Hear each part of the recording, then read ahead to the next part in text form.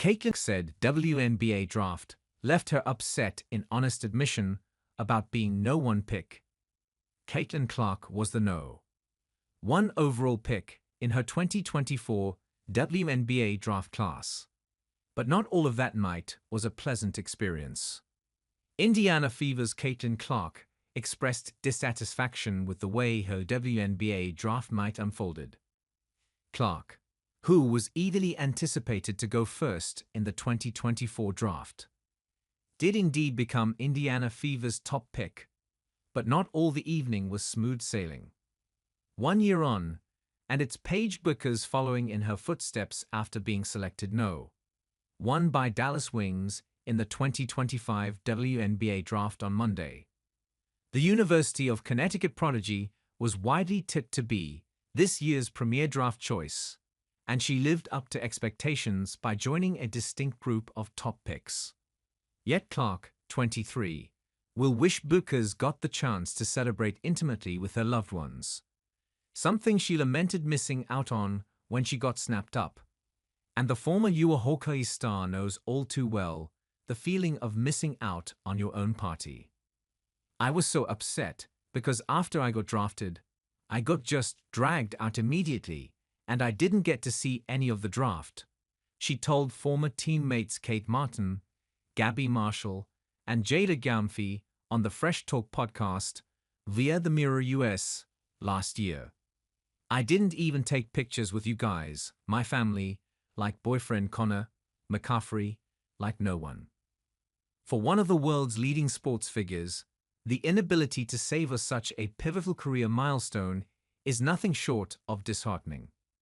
Getting drafted is a quintessential moment for any aspiring athlete, especially for those high-caliber picks expected to excel in their sports. Yet Clark's story serves as a poignant reminder of how corporate influences overshadow events like the draft.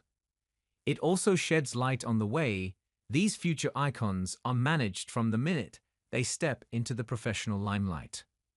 She recounted feeling overwhelmed with emotion after her obligations prevented her from witnessing the rest of the draft proceedings. This included missing out on her friend Martin's milestone, who was selected by the Las Vegas Aces and has since moved to the Golden State Valkyries. I had my phone and couldn't really go on it. It made me so upset, she added. I didn't even get to see Kate get drafted. And somebody was like, Kate just got picked. That made me really upset. Joining in the conversation, Yanfi and Marshall reflected on missing their friend for most of the night as the former asked, will we get to see Caitlin like ever? They managed some time together eventually, but only once the frenzy around Clark's selection had died down. On one hand, certain responsibilities are understandable to occupy stars during draft night.